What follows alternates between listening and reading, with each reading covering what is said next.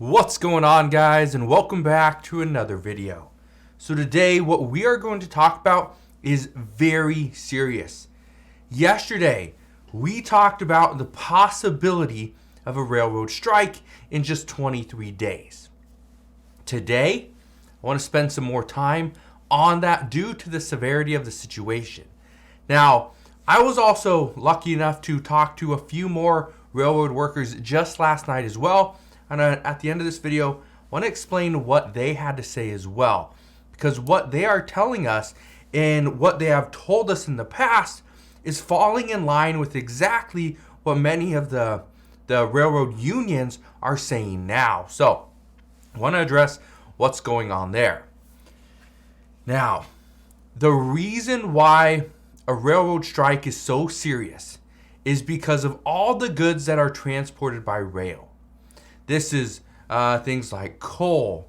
These are parts for machines and farmers and for aviation. We see cars go by rail.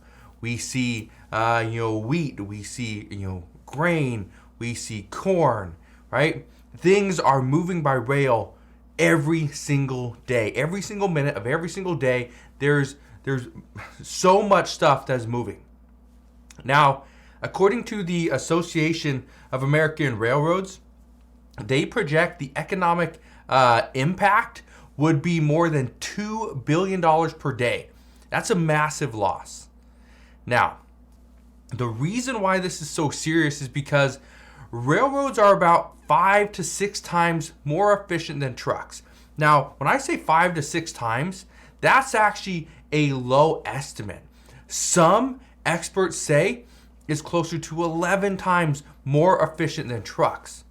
Now, on average, a train can move 1 ton of cargo around 450 miles on 1 gallon of fuel. There is not a truck out there, okay? There's not I guess unless you want to talk about Tesla, okay, or an electric, semi, but trucks are far less efficient. They're far less efficient. Now, why do I bring up efficiency at this time? Because isn't the issue, the problem right now, isn't it that railroad workers want to see a better quality of life?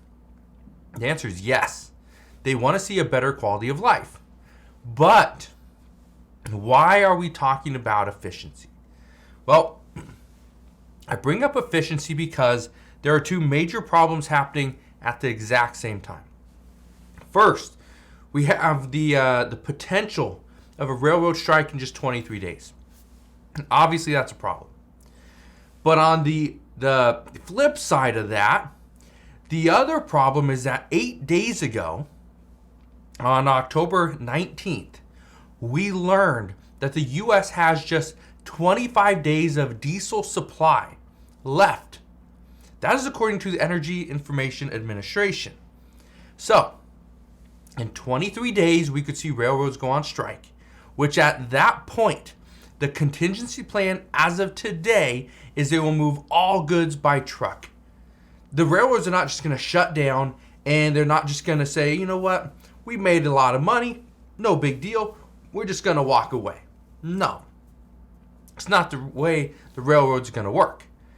What they're going to do is they're going to move all goods by truck, or at least what they can. How do we power trucks?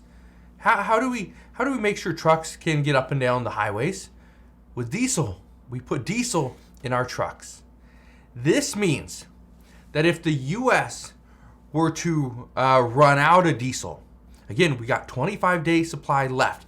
That is it. Now, yeah, granted, we got more diesel coming in, but at the same time, we use more, okay? We consume more than we actually produce. That's a problem. So, if the U.S. runs out of diesel, or we see diesel prices hit $7 or even $8 a gallon, well, that's a huge concern. It's a huge concern. This is why the economy is still screwed, because we are not seeing the writing on the wall that is saying that, okay, we're going to be good. Do not worry, things are getting better. No, things are actually looking worse. Okay? And yes, if for all the people that are going to come out and say, well, GDP actually went up, right? We're looking better. We're not in a recession. Just because we are not in a recession does not mean we are not screwed. Does not mean there's not other problems that will wipe us out.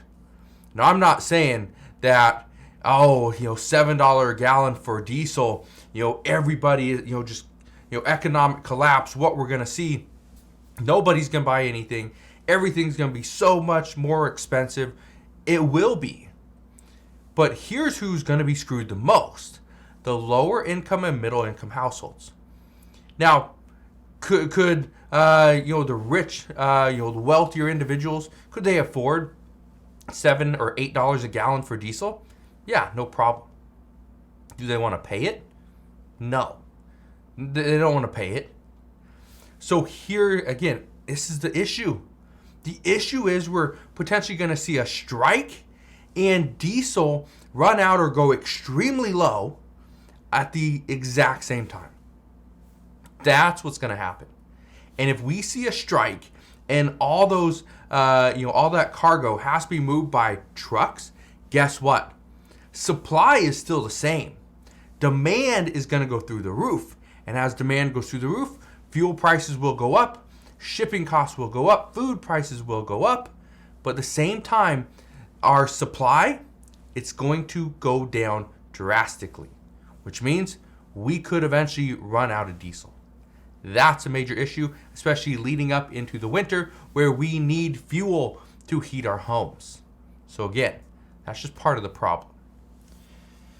Now, I was asked last night, what is the U.S. government doing about this? Well, here's the issue. The U.S. government is too worried about putting the blame on others to really address the situation right now. In about 2 weeks, we're going to have there's going to be some big votes, and somebody after that will most likely have better answers. But they don't want to give their thoughts. They don't want to provide a response because they're worried about making somebody mad, and that person might not vote for them. Okay?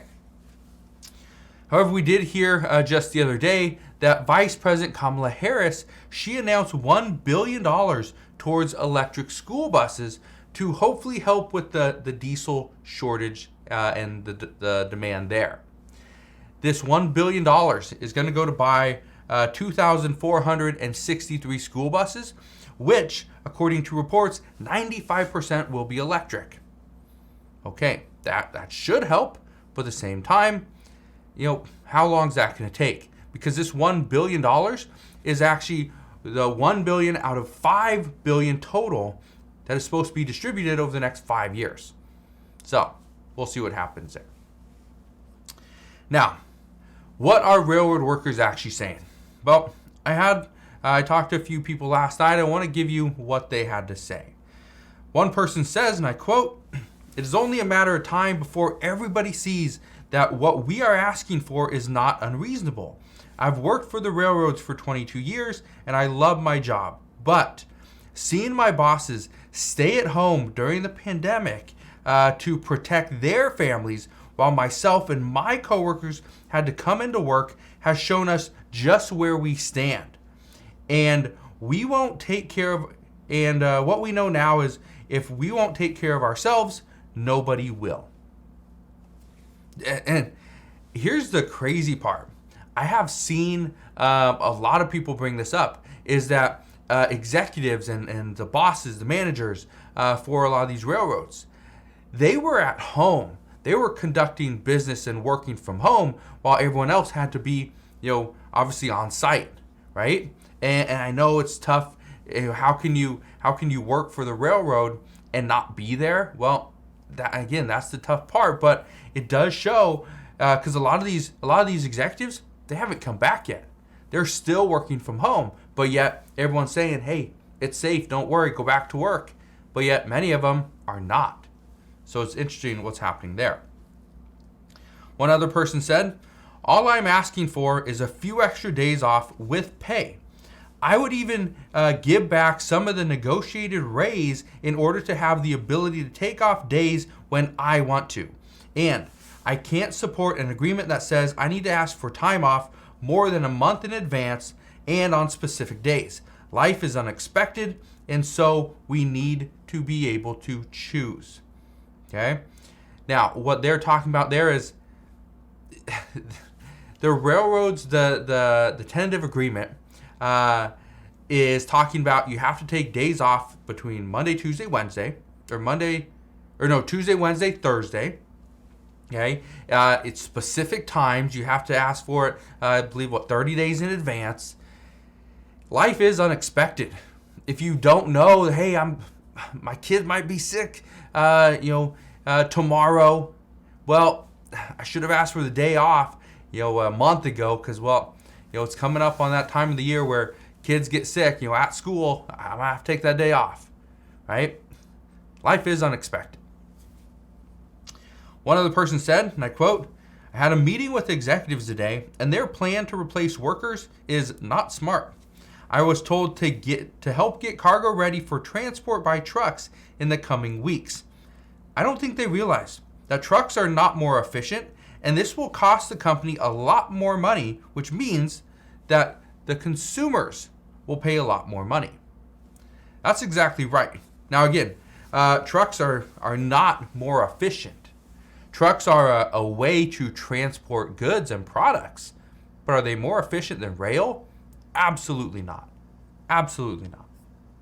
But again, that's the contingency plan at this time, is we're going to take all the products that we have in the rail yards, we're going to put them onto trucks, and we're going to ship them that way. It's a possibility. Is it going to save us money? No. Are we going to see additional inflation? Yes. Are we going to potentially see a diesel shortage? Yeah.